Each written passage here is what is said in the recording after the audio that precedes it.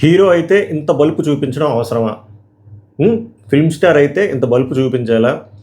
అంటే డెలివరీ బాయ్‌ని కొట్టేసే రైట్ ఉంటదా ఫిల్మ్ స్టార్స్‌కి? That two one movie. ఒక మూవీ అని కాదు 100 సినిమాలు చేసినా, ఎంత పెద్ద స్టార్ అయినా, ఇంకొక పర్సన్ మీద చెయ్యి ఎత్తే రైట్ ఎవడికి లేదు. దానికోసమనే పోలీసులు, జ్యుడిషియల్ సిస్టమ్ అనేది ఉంది. అలాంటిది ఒకే ఒక్క సినిమా చేసిన ఈ అఖిల్ రాజ్ అనే పర్సను 'రాము వర్డ్స్ రాంబాయ్' అని నాకు ఆ సినిమా కూడా తెలీదు. ఓకేనా?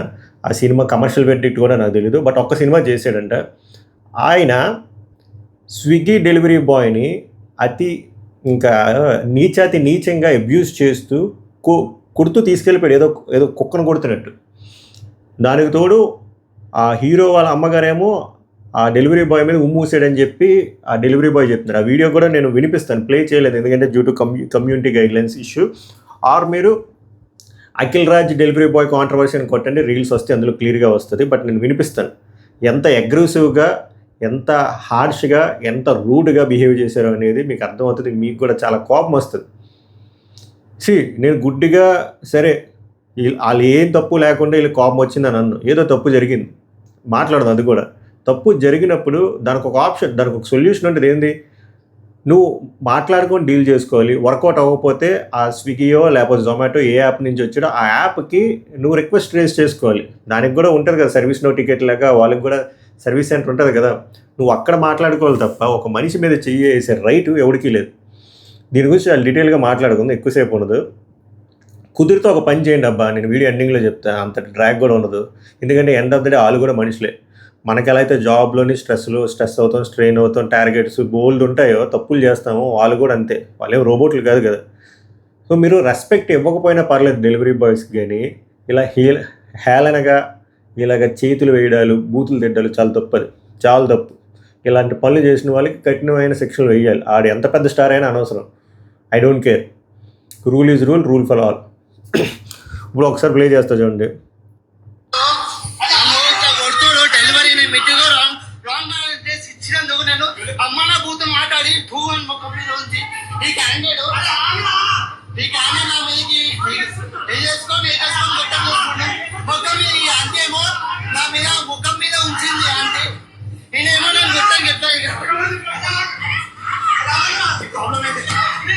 అంత అగ్రెసివ్ కిల్ కొడుతున్నాడు.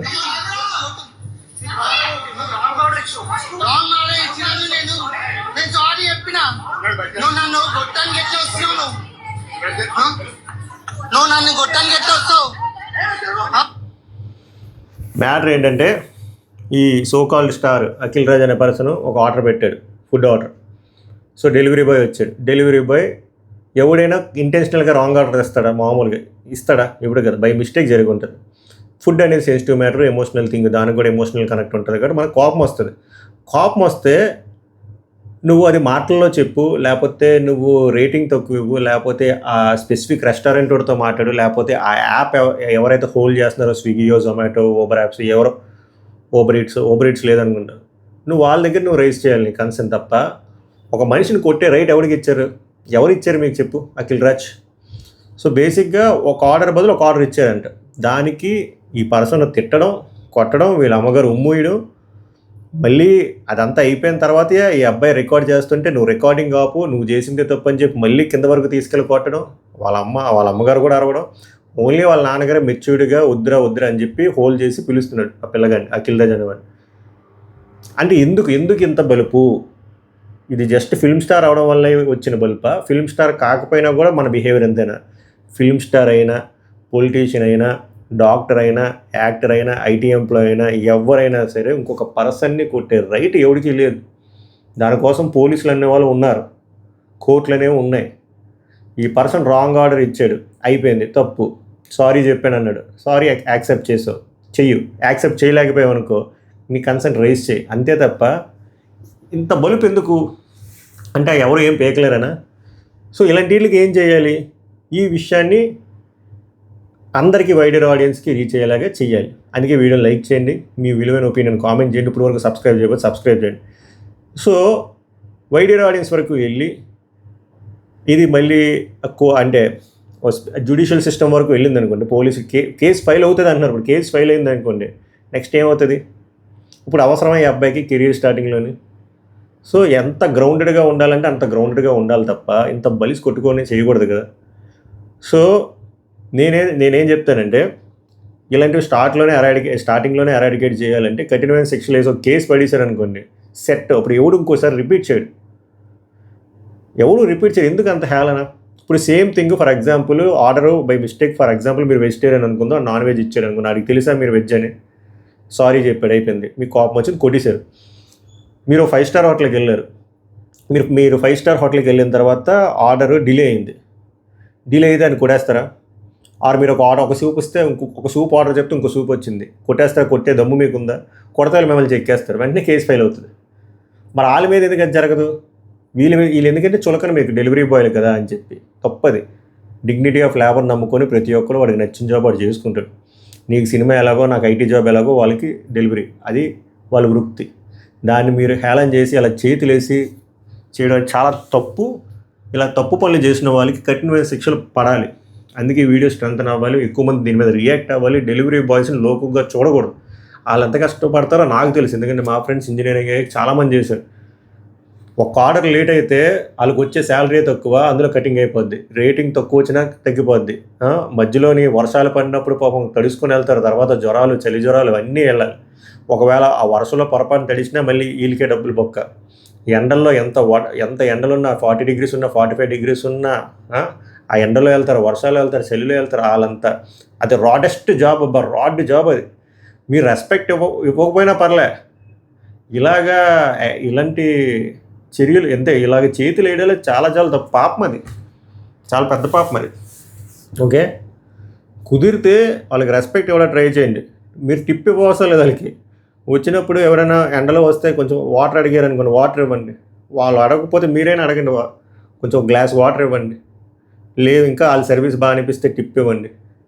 ఓకేనా? అంతే తప్ప ఇలాంటి హార్ష్ బిహేవియర్ చేయకండి అబ్బా, చాలా తప్పు. వాళ్ళు మనుషులే. ఓకేనా? వాళ్ళ పొట్ట కోసం వాళ్ళు ఏదో కష్టపడతారు. చాలా టఫెస్ట్ జాబ్ అది. ఒకవేళ మీకు వాళ్ళ సర్వీస్ నచ్చకపోతే చెప్తున్నాను కదా, మీరు గట్టిగా రిగ్రెట్ అయితే మీరు రేటింగ్ ఇవ్వడం మానేయండి, ఆర్ టికెట్ రైజ్ చేయండి. అంతే తప్ప కొట్టే రేటు మీకు ఎవడిచ్చాడు? ఇప్పుడు కూడా అబ్బాయి రికార్డ్ చేస్తుంటే బల్బుతో కొట్టుకుంటున్నాడు, అయినా కూడా కొట్టుకెళ్తున్నాడు కిందకి. కొట్టుకుని నువ్వేం పీక్కు అని. అంటే సినిమా యాక్టర్ కదా, వాళ్ళు కాంటాక్ట్లు ఉంటే నిర్మాతలు తెలుసు, డైరెక్టర్లు తెలుసు, నువ్వు నన్ను ఏం పీకుతారో ఆఫ్టర్ ఆల్ అనే యాటిట్యూడ్ జీ బల్బుతో ఉన్నారు ఒక్క సినిమాకి. ఇదే యాటిట్యూడ్ కంటిన్యూ అయితే, ఫర్ ఎగ్జాంపుల్ మనోడు 3-4 సినిమాలు చేశాడు, అందులో ఒక సినిమా పొరపాటు హిట్ అయితే ఇంకెంత అరాచకంగా ఉంటుంది ఈ యాటిట్యూడ్. ఈ బిహేవియర్ ఇంకా కొనసాగుతుంది, రెట్టింపు అవుతుంది తప్ప తగ్గదు. సో మనం ఇది ఆదిలోనే మనం కట్ చేయాలి అంటే సరైన కేసు కూడా పడి గట్టిగా చెక్ చేసి ఒక 14 రోజులు 20 రోజులు రిమైండ్లో పడేస్తే మొత్తం సెట్ అయిపోతుంది. ఫుల్ ప్యూరిఫై అయిపోయి బయటకు వచ్చేస్తాం. రెస్పెక్ట్, మనిషిని చూడగానే ఇంకా రెస్పెక్ట్, మనిషి అందరూ సమానమైన భావన కలుగుతుంది జైల్లో నుంచి బయటకు రాగానే. అందుకే జైల్లో పెడతారు, ఆ బిహేవియరల్ చేంజ్ కోసం. ఎందుకు? జైల్లో అందరూ ఎవ్రీవన్ ఈజ్ ఈక్వల్. నీది ఏ క్యాస్ట్ అయినా అనవసరం, నీది ఏ కులమైనా అనవసరం, నీది ఏ మతమైనా అనవసరం, నీ ఫైనాన్షియల్ స్టేటస్ అనవసరం, ఏదైనా అనవసరం, అందరూ ఒకటే రూఫ్లో ఉంటారు జైల్లో. ఎందుకు? అందరూ సమానం. మనిషి విలువ తెలుస్తుంది, లైఫ్ విలువ తెలుస్తుంది. అప్పుడు బయటకు వచ్చారనుకోండి సెట్. అలా చేస్తే ఇంకోసారి రిపీట్ అవ్వదు.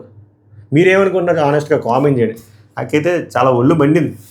మీరు రెస్పెక్ట్ ఇవ్వకపోగా, టిప్పులు ఇవ్వకపోగా, పాపం వాళ్ళని వాటర్ కూడా ఇవ్వకపోగా రాంగ్ ఆర్డర్ వచ్చిందని చెప్పి కుక్కను కొట్టినట్టు కొడతారా? చివరికి కుక్కను కొట్టినా ఈ రోజుల్లో కుక్క కూడా ఊరుకోదు, వెనక రౌస్లో కలుస్తుంది. అలాగే ఆ అబ్బాయి ఏం అనకుండా రికార్డ్ చేసుకున్నా కూడా మళ్ళీ వచ్చి కొడతాడు.